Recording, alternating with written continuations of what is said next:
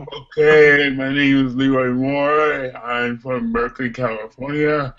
I'm a Black disabled activist. I'm involved with the National Black Disability Coalition out of New Jersey. Also involved with Queer Pop Nation and a whole host of other groups. I'm also a poet and a journalist, and I also collect Black disabled history. So that's me. Hi, my name is Jackie Pilgrim, and I am a Black woman diagnosed with Asperger's disorder. I also have a young son who is also on the spectrum, and I am an advocate for autism. I also write and do drawings, painting, sculpting, and I am a blogger. I'm Cheryl Green. I am a white disabled activist. I'm primarily a filmmaker and blogger and podcaster, and I sometimes do some consulting around technology and media with the National Black Disability Coalition, and I'm on the board of the Disability Art and Culture Project in Portland. Great. So we're here to discuss The Best Kept Secret, right? It's a documentary about, correct me if I'm wrong, about a group of students in a day program or special education. Special ed classroom in JFK, yes. I think one of the reasons that it was so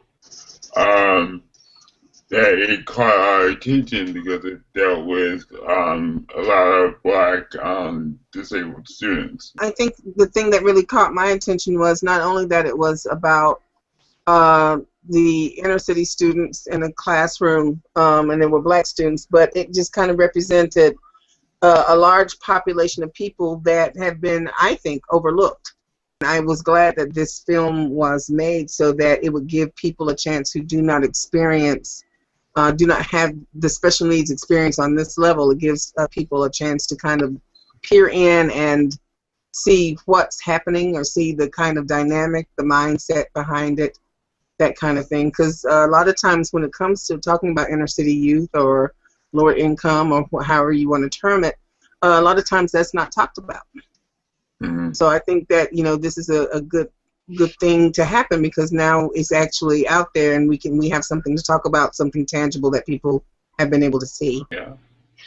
I don't have anything to add to that. I know that was a lovely description. I think one of the things that brought me to this conversation with the two of you, though, was critiquing the film. There is a lot to praise, but I wanted to join the conversation actually to critique it. Absolutely. Absolutely. Yeah. Because there definitely are pros and cons. Yeah, definitely, yeah.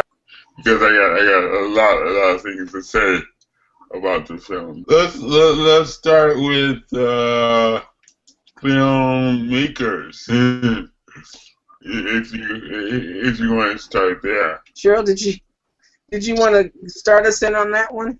Sure, I would be happy to, because this is my main area of criticism that I feel I can give of the film.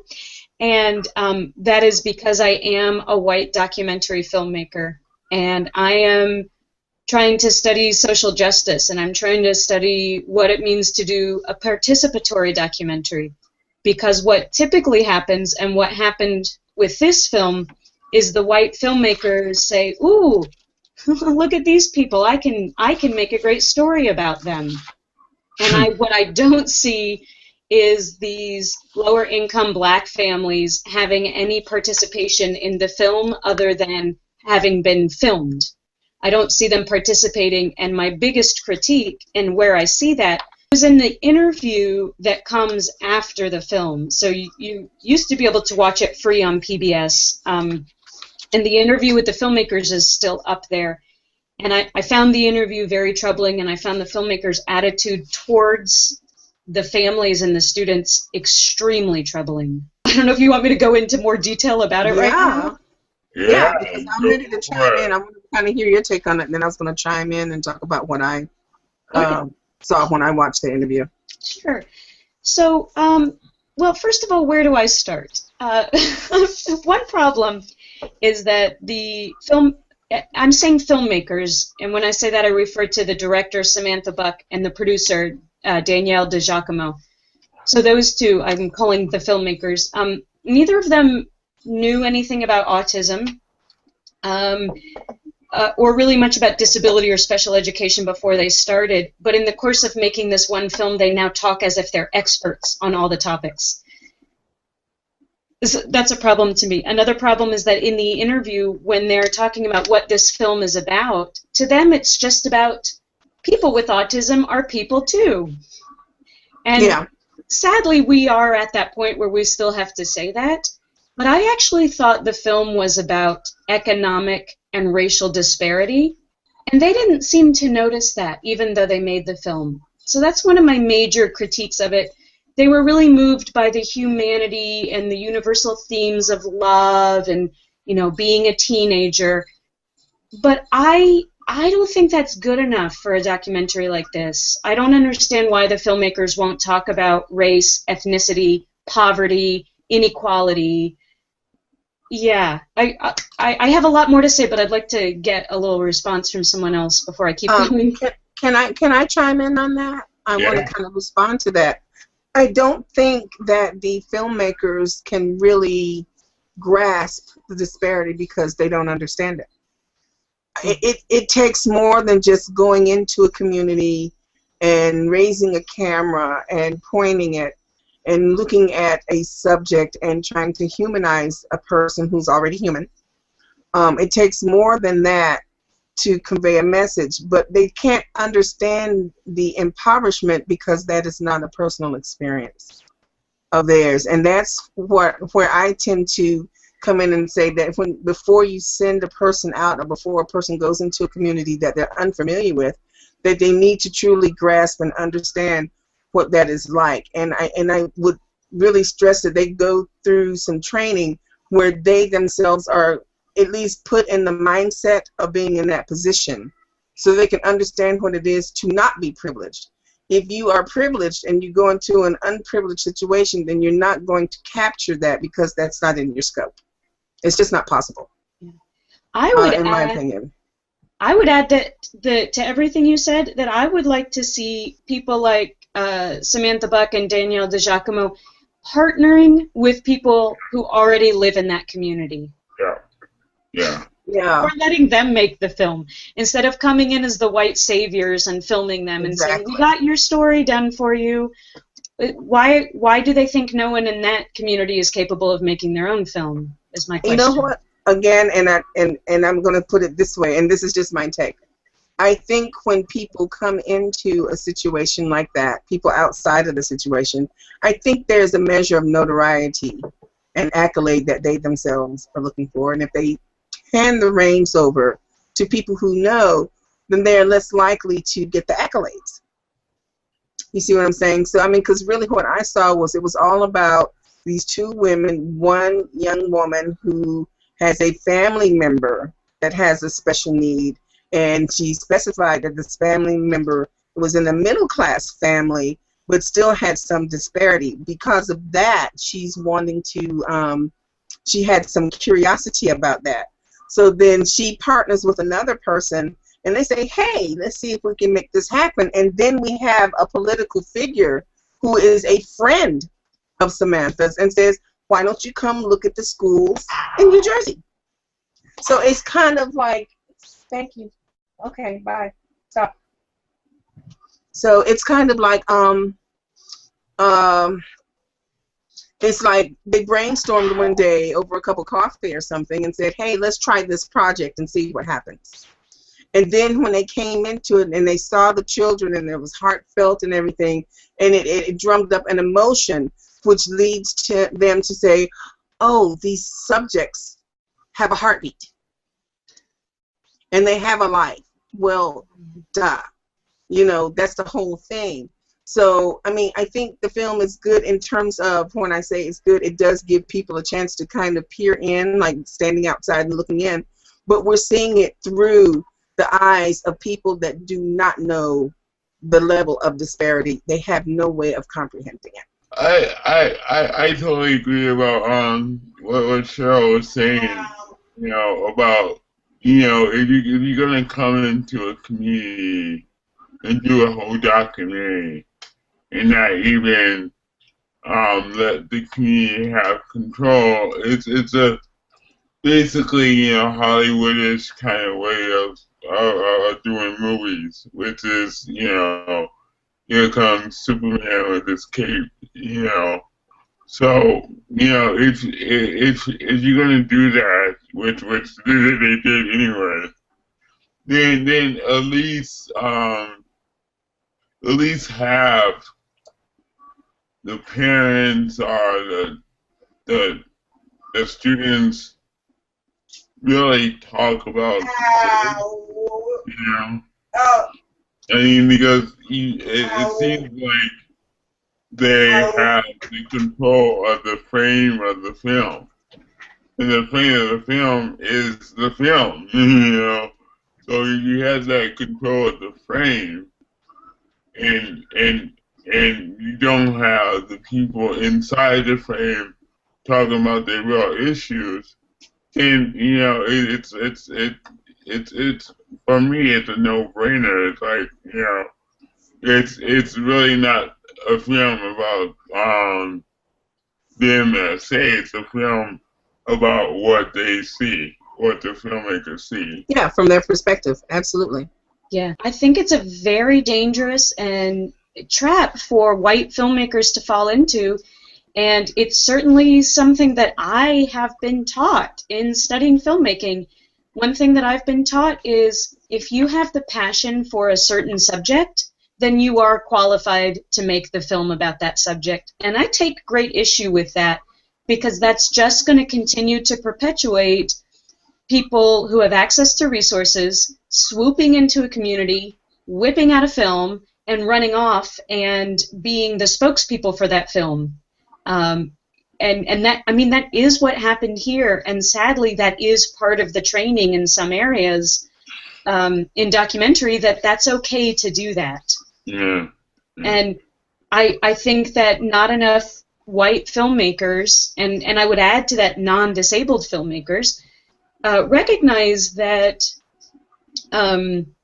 disability status, that race, ethnicity, socioeconomic status, all of these different things are pieces of culture, and just because you're a little more privileged doesn't give you the right to just storm in and say what someone else's story is. And that's another thing that I like to bring up is that the whole film really doesn't talk about disability culture, the history, the arts. It's only about services. So once again, you're missing the whole backstory, and probably we don't know, but probably in that community they probably that backstory around disability culture, disability arts is not there because, to tell you the truth, the disability rights arena is so one color that people of color with disabilities don't have the access to really enjoy disability culture, the arts. I do hip hop, disabled hip hop artists, and when I do my events and like workshops, some black parents say, "Oh, we never heard of this." So that's another avenue if the filmmakers are really down with the community would really add that into the film. There are a bunch of documents that Jackie sent us that go along with the film, and one of them is called About the Characters, and I was really, really sad to look at that. They've got very beautiful pictures of the different people in the film. Yes. And the characters, Eric, smart, talkative, good at following directions. He is happy. He has a dream to work at Burger King. Quran is able to read, successfully controls his social behavior. I mean, these descriptions, and the worst one is Robert. Robert is the biggest mystery and source of heartbreak in the class. When you are describing people like that, I'm not so sure I even want to watch this movie. These are awful descriptions of characters. I don't see respect for them. I don't see them described as full, complex people. Robert's a source of heartbreak. Eric can read. It's like, what it's very clinical. Up? Yeah, it's very clinical. But that's what you have to understand. When people come in on their great white horse, they're not coming in from a perspective of we've got to really send out a message. It's coming in as a source of curiosity. This is the whole thing I'm talking about. I mean, I can sit here all day and talk about how wrong this is, but the greater problem is people are not, they're being sent out into the world uneducated. They're not taught these angles to look at. They're not taught, and it's not part of their genetic makeup. It's not part of their history. So they're not going to automatically just look at it from this angle. You have to teach people this, and it starts in the schools. When they're training, when they're doing clinical works, when they're learning how to do their video photography and all that, that needs to be somebody who teaches them that these people are not just subjects. It's not just a scientific experiment. These are real people, and we have this rich wealth, like Leroy was saying. We have all of this community, and we have all of this history, and we have all of these resources that these young people do not know about, that's not being tapped in, not being talked about. But you come in and you want to clinically look at someone and say, oh, everybody, these are real humans. And let's feel sorry for them. And so that we can have a heart for them and cry for them, and then maybe get some funding for a program for them. And that's what it is. Yeah, and I think also is that we don't want to, put everything on academics, because academics is almost the same way, It is, but I put it on academics, Leroy, because that's the start. That's the catalyst. It starts from or either it's a personal experience, a brief one, or it's an idea moment, an aha moment, and they go out and they use what they learned from books and what they learned clinically to come into a community with no community experience, no experience with the population, no idea what the population is going through. That doesn't come naturally. If people aren't going to just have a heart, they're not going to just come in and say, oh, I have a real heart for these people. It just doesn't happen that way. You have to teach people to have a conscious thought. Yeah, and I'm saying that we have to teach the academics too. For example, Hip Hop in 2009 did this Hip Hop Homo Hop event at UC Berkeley, and I didn't come into the queer community with a big S on my chest. I let them educate me, and it took almost 2 years. Yes. To put their comments together, because I wanted to observe and let them educate me. So when that education started, and we approached UC Berkeley, we approached UC Berkeley as a partnership.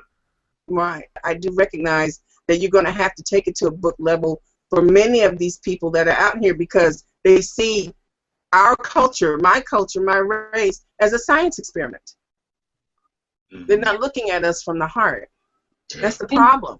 I want to sort of add on to what you're saying, Jackie, but also clarify, because I feel like if the filmmakers were here, they would say, but I am coming from a place of the heart. And in fact, they say things like, and I agree with you completely. What I think the place where they're coming from, what they would call their heart, is actually a place of pity and a little bit of loathing. So they use phrases like, these films are when they talk about other autism-related films, they say things like, these films were amazing, and I cried like a baby Yes. watching the films. And you know that the social worker in Best Kept Secret, she was amazing, and I love her. And so they use this vocabulary that sounds like it's coming from the heart, and Yes. for them it is coming from the heart.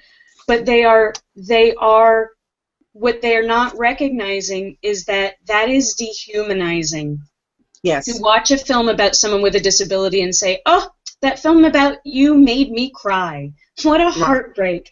And I just love you because you're an activist." This is not really heart. This is pity. This is saying, I am superior to you. So when I watch your pitiful little story, it makes me cry, and then I can go enjoy a glass of wine and go back to my regular life. Exactly. And maybe make some money off the situation, pair up with the right people. Right. So when we're talking about coming from the heart, I agree with you. We need to come from the heart, and at the same time, we need to always be checking what is my level of privilege and entitlement compared to the person I'm, looking at here. And am I looking at this person as a human or just as a great source of Right. a great way to make me feel good about myself because I told that pitiful person's story. And I think that these people have a lot of heart, and it is sorely, sorely, sorely being used in the wrong way, and it is pointed completely in the wrong direction because they are objectifying and infantilizing all these families and all these students. All of us, not just the families, but Yes. all of us, because when people do look at this film and they see that, then they're going to take their thoughts into their communities. Yeah. So when someone like me stands up before them and starts advocating for autism or for special needs or for the special needs community, they're going to still have that pitiful, poor you mindset. Yeah, and that's so troubling because this documentary thing gets so much blame, but also you have documentaries with disability justice and real people with disabilities making movies that have strong politics and strong stories. But that won't get the blame because yeah.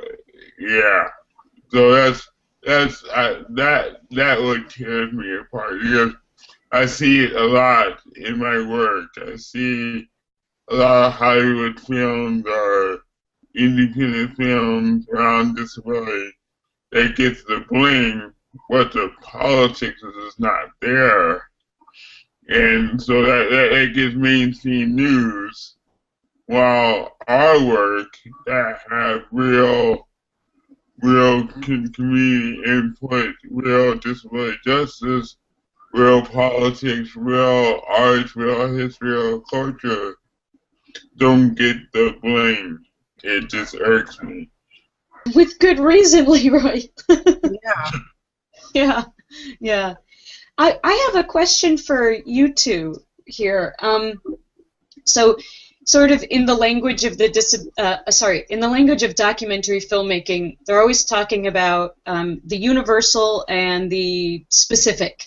You want to pick a subject who's specific, but that tells some kind of a universal story that everyone can relate to. And I guess my question around that is, what do you think? What do you two think about that? And especially in terms of these white, non-disabled filmmakers working in the community they did with Best Kept Secret. I think my take is like, how can you make it universal if you don't have the specific politics of the community?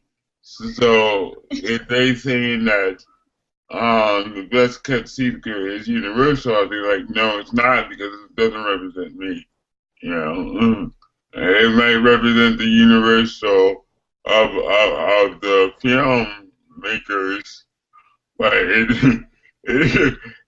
doesn't represent me. So from that point right there, it's not universal.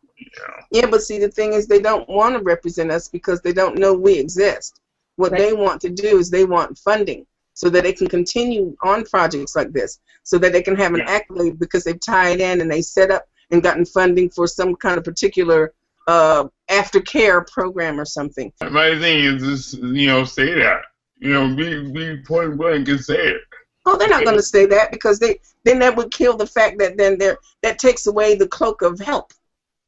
Mm-hmm. See, they want to come across as I'm helping you, but in helping you, I'm helping myself too, because I'm going to get this notoriety because I've come in on my great white horse and I have helped this community. Well, when they put that out like that, then they're going to get responses like this video, Yeah. But the thing is, there are going to be so many people that look at this video and feel like I want to help. And those are the people that they're going to try to get checks from for their project. Mm-hmm. That's all this is. You have to realize that we do have a community too. It's not like that they have this this big community. We have our activist community, our cultural community. So we don't need to keep on banging our head against their wall. Let them make their, pity film or film, but also we're going to critique it and go on and make our art, our CDs films. Right. I'm hoping. Which we are doing. Yeah. Leroy's the documentary for Sins Invalid came out this year or late last year. Yeah. Yeah. So there, it's nice because the three of us are not sitting here in some ivory tower saying somebody needs to change something. All three of us are making cultural work from within our communities. And that's really important to note for people watching this who don't know us. We're not just arguing that something needs to change. We are changing things. But I think it's going to be really hard to reach people like these filmmakers because I think they're that really classic white liberal where they say, I don't see color, I don't see difference, we're all the same. When you watch this movie, one of the things they said was, one of the takeaways of this movie is after you see it, you'll realize that everybody knows somebody with autism. And I think, what a terrible takeaway. That's not the takeaway. What I took away from this movie is, oh my God, there is racial and ethnic disparity. Which I know, but here it is presented to me in this film. I didn't take away anything universal about autism. I saw a lot of political stuff going on, a lot of economic problems going on, a lot of arguments going on, and I saw no call to action. And I feel you completely on that, but from their standpoint, I see what they're saying because they think that now, with everybody talking about autism awareness, and they feel like now this film will show you that yes, everybody knows somebody autistic, so you are aware of somebody autistic, so you need to support our film, number one, and you need to support whatever cause is attached to this film, number two, because you've got a personal element now. Oh, you do know so and so's mother's aunt's cousin's nephew who's on the spectrum. That you might have seen walking across the street one day. You've never talked to him, but you saw him. Well, I want to point out that in the film, you see the black students going off to getting jobs as janitors and cleaners. Yeah, right. And you see the white students doing arts and other stuff. So that that really it just, after I saw that, I was like, wow, that's a trip to really see.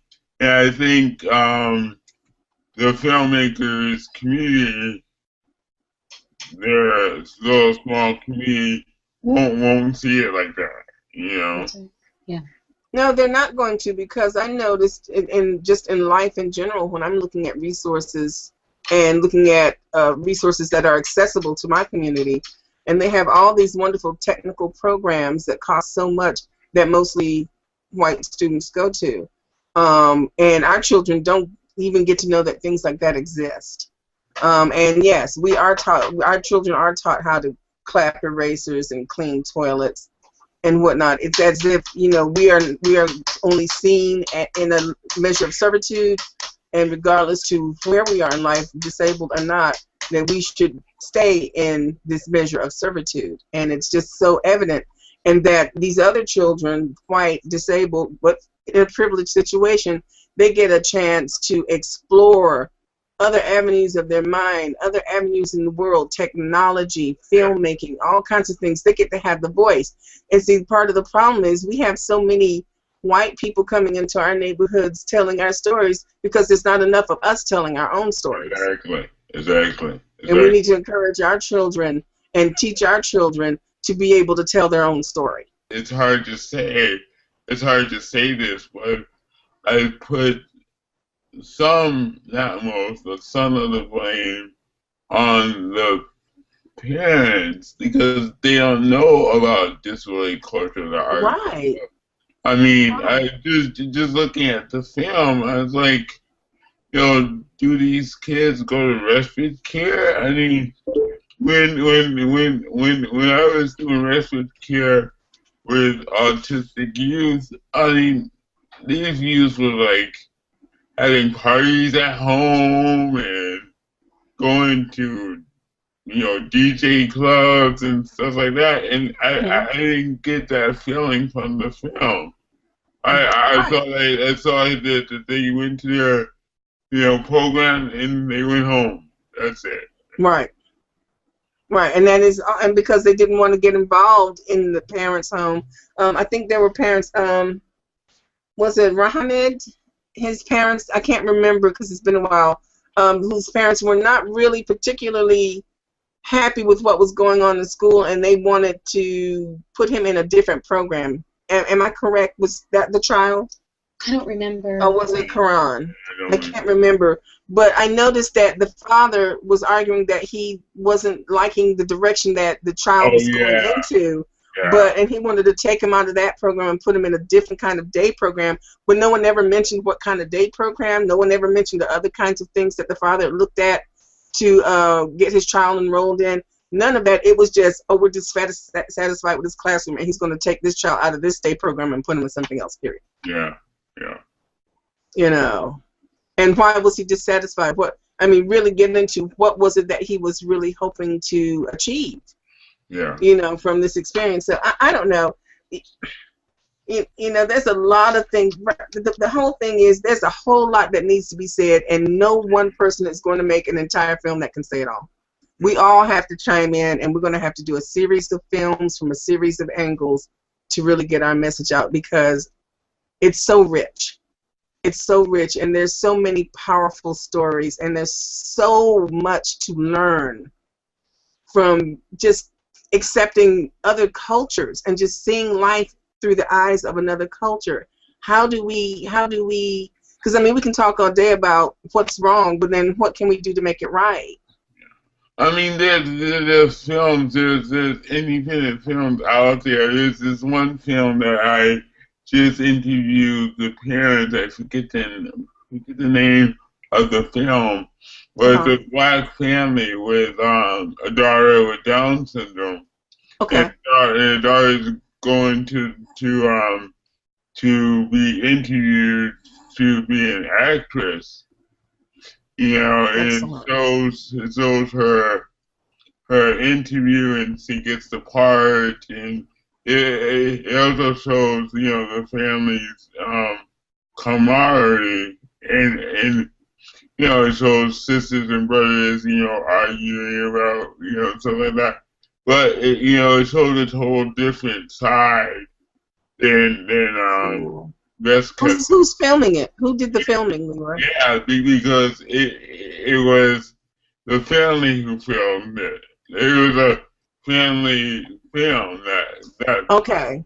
The husband and the mother filmed it, and the sons and the daughters were all in it, so that they had their part in it, you know. Right. So that's the difference. It's because it came from a source of knowing as opposed to outsiders coming in with their ideals. Yeah, I mean, that's the thing. I mean, we can put Best Kept Secret out and put this other film out beside it and think, okay, let's really take it apart and let's say, okay, why is it so different? And we can, Right. it's obvious, Right. Yeah, and like you said earlier, Leroy, I saw that film that you're talking about, and it's a very sweet film. It's short, and they don't have the bling that Best Kept Secret had, and they didn't have the resources to say, hey, PBS, would you like to air my video? And so this is the big problem when it's coming from within the community and it's a family film and it's well done and entertaining.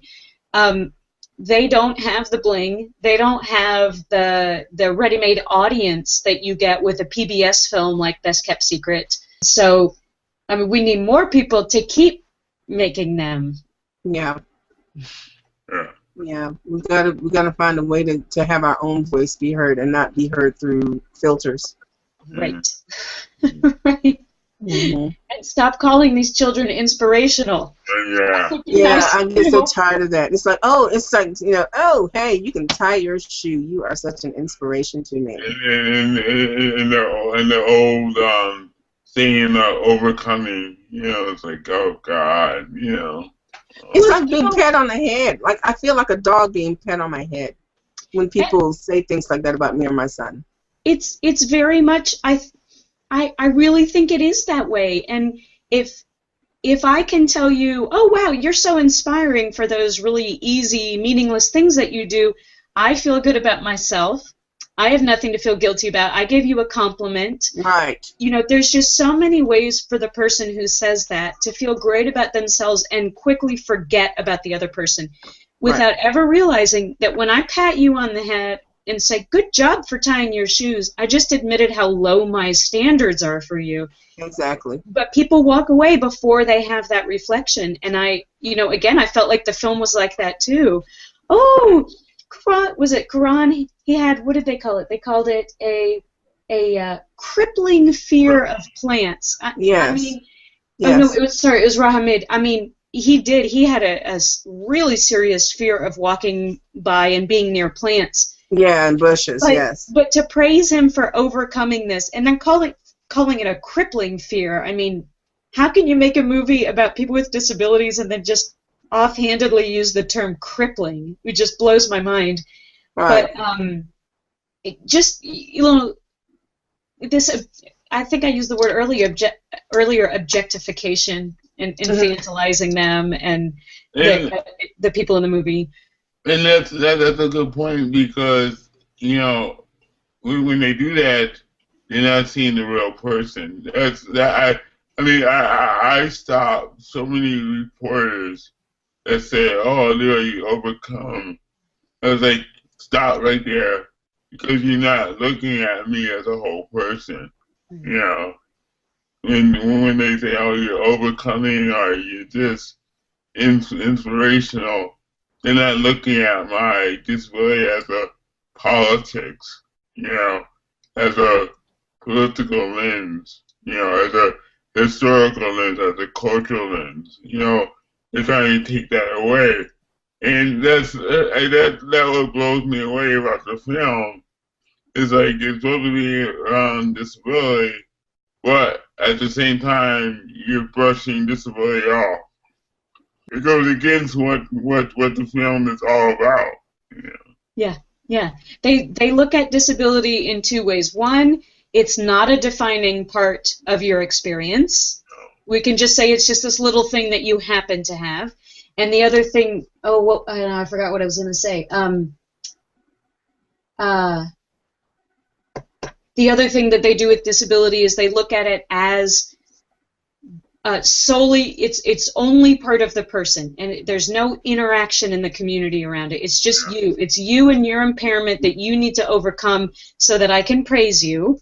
And there's nothing society needs to do in relationship with you because it's your problem. You're the one with the disability.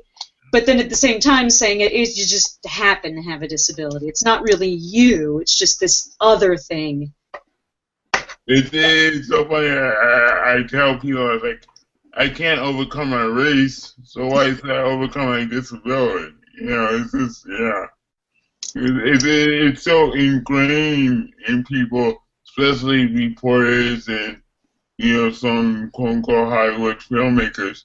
It's so ingrained in the person that it just comes out, and they don't see disability as a cultural, as a historical, as an artistic way of living. They just see it as overcoming. Leroy, that's the language that people use when you hear people talk about disabilities. It's always a measure of disparity and shortcoming and this, that, and the other. So then when they see someone that gets past a particular level of shortcoming, then that's when they come in and say, oh, you're such an inspiration because you've overcome this hump or whatever the case. I mean, I've even talked to other people within the community and have found that there's a divide within the community. Some people in the community don't want to talk about disability as a community. They don't see it that way, and they're offended by it, actually. So when people do talk to us, they're hearing all kinds of different sides. I, for one, believe it's a community. It feels like a community. It feels like an existence kind of outside of the typical existence, but it feels better than what typical presents itself to be to me. But when I see people out there that are like me, that are fighting it, I see people that are brainwashed, I feel, by the language that they have heard from their therapists and doctors and reading information and documentaries. And I think, you know, because I think a lot of times people adopt these things as their way of thinking. Does that make sense? Oh yeah, definitely. Okay. I mean, especially in the Black community, because we have the history around disability, you know, coming from, you know, slavery, and, you know, disability was a sin, and you had the hush-hush about it. You know, very few people outside academics know about, you know, Harriet Tubman's disability, you know, her head injury, and, you know, what she had to go through.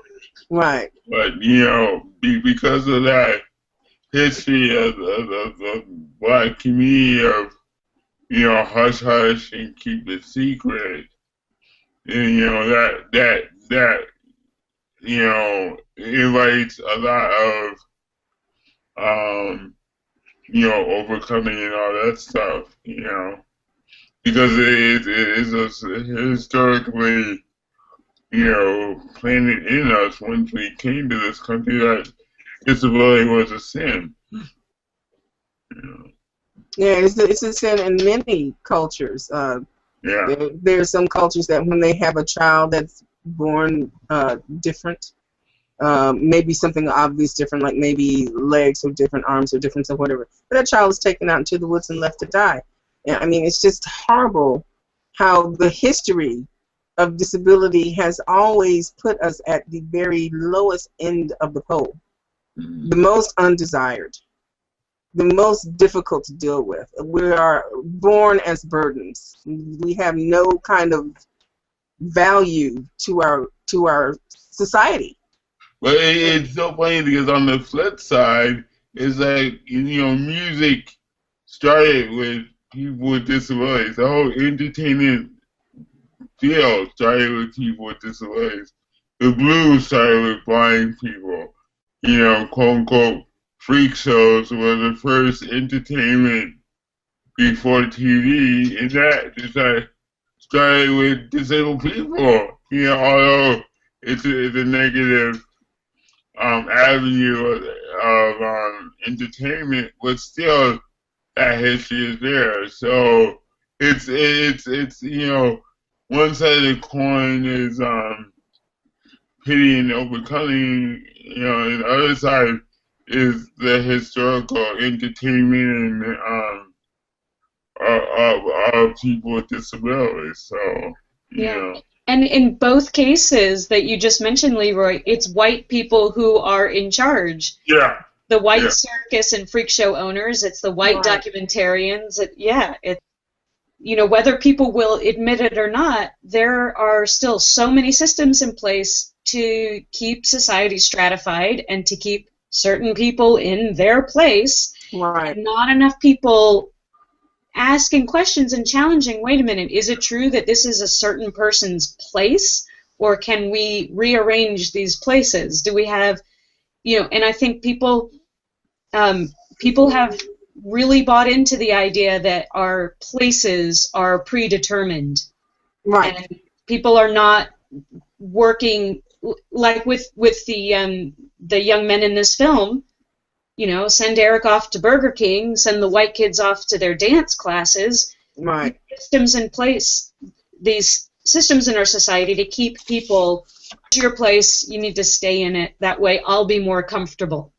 Exactly. Because it is about their comfort level. Yes, it is. On the good side of the film, there's one good side that I like, is that it included black fathers, because usually black fathers are like way gone.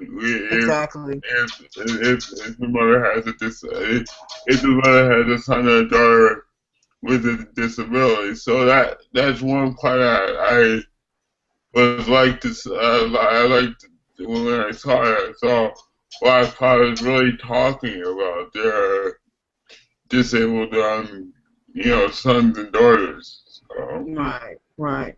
And for me, the best part of the film was actually the teacher and her concern over and beyond the scope of her duty. Yeah. That was what I found most redeeming about that, and the fact that even though she was called by the filmmakers idealistic, okay, and the social worker was the one who was, she knew reality. Right. And everything. And I'm like, but the thing is, reality needs to be changed, and it takes ideas to change what our reality is. And I really applaud Miss Mino. I really applaud her for her saying that these beautiful, viable children are transitioning into adulthood, and they need something beyond school so that they continue being viable parts of the community and having something to look forward to, something to stimulate them, other than just being forgotten. Society has its cutoff point. We've done all we can do, and once you age out of school at 21, we're done with you. Yeah. Yeah. Like, we have no more meaning. We can't drain any more funding out of you, so you're useless to us. Yeah. Which is really unfortunate. Yeah. It's really unfortunate. I really liked that too. There was a lovely scene in the car. Janet Mino was in the car with, I forget the social worker's name, and that's what you were referring to there. Exactly. The social worker was basically saying, we have the system, quit fighting it, let's just get these kids out of school and into their day program. And Janet Mino was looking like she was fit to, punch the steering wheel till it broke, and saying, no, these are human beings. Yes. And they deserve and require a stimulating, fulfilling environment where they can learn about life and they can engage with people and have a satisfying life, not just pass the time until they die. And that scene, was both made me the angriest and the happiest when I watched that film. And I agree with you that Janet Mino's, they call it idealistic, and I find that they use that to be insulting. Yeah. Oh, that silly idealistic they said that, young lady. Quote unquote, I think in Mino you have the classic idealist who really doesn't give up. Oh, she's got a big heart. She fights the good fight, but it's just devalued her efforts. Oh, so devalued. To the utmost. Yeah. And I'm like, you've got to be kidding me. But then you've got this Cynthia Pullum Thompson. That's who that is. That's right. She's a realist.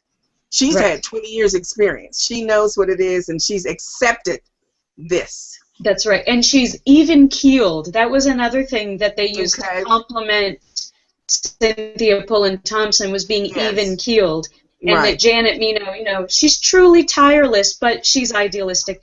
It's subtle. And I don't think the filmmakers understood the difference, but that's really insulting. And what Janet Mino was doing was making a call to action. These Right. are human beings, and Right. they deserve as fulfilling and satisfying and stimulating a life as you and I do. That's Oh, right. that idealist. So, Oh And my that, goodness. that's why a lot of special education teachers get burned out. You know, they get burned out so quick. I read one report that special education teachers last only like 4 or 5 years and just get burned out wow. because of the system that they always have to fight against. You know. Right. Yeah. And the filmmakers said, oh, special ed is doing fine. I don't know where they got their teaching degrees and I don't know how they I know don't that. either. But I don't ever either. since the IDEA was passed, the federal legislation, special ed has never in this country had adequate funding to Right. meet the basic requirements set out by legislation. Yeah. So maybe there's a good classroom here and there, but I don't see how anybody, especially people like the filmmakers who aren't experts in education, I don't see how anyone can say special ed is doing fine. When the teachers are burning out like that, you know they're not. When Well, kids they're are being speaking sent to from a Burger place King, of not knowing. They're speaking of it from a place of ignorance. And in other words, we should be satisfied with what few crumbs somebody throws our way. You be happy that someone has paid a little attention to you and stop asking for more because you're not going to get it. Mhm. You're not worth that much to begin with, so get over it, more or less. I feel like it's what they're saying to us. And I feel like they say that to people like Miss Mino. I mean, even when I look at this section, and I don't know if you guys remember getting this part that I printed out for you, the Ask the Filmmaker, which they very nicely put pictures of 4 people up here, but you only really hear from DiGiacomo and Buck.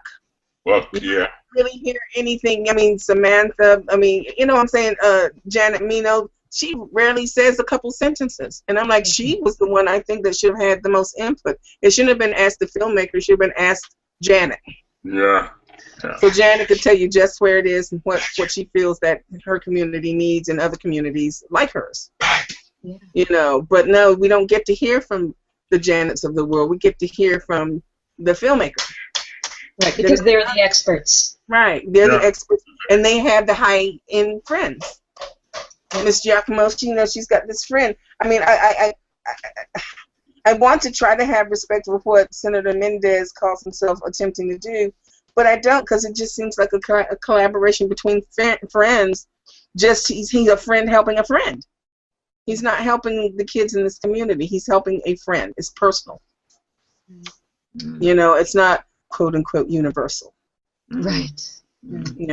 So I don't know, but I still say, all in all, and I don't know if you guys agree with me or not, and that's fine, because I love to agree to disagree.